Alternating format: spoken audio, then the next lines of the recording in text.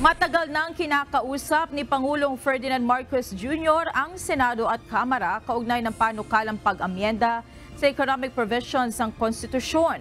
Ayon kay PBBM, malinaw na ang Senado ang mangunguna sa hakbang na ito.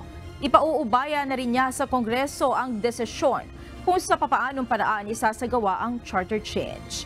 Liit ng Pangulo, kailangang maamyendahan ang economic provisions ng konstitusyon upang mapalakas ang investment at para sa upskilling ng mga Pilipino.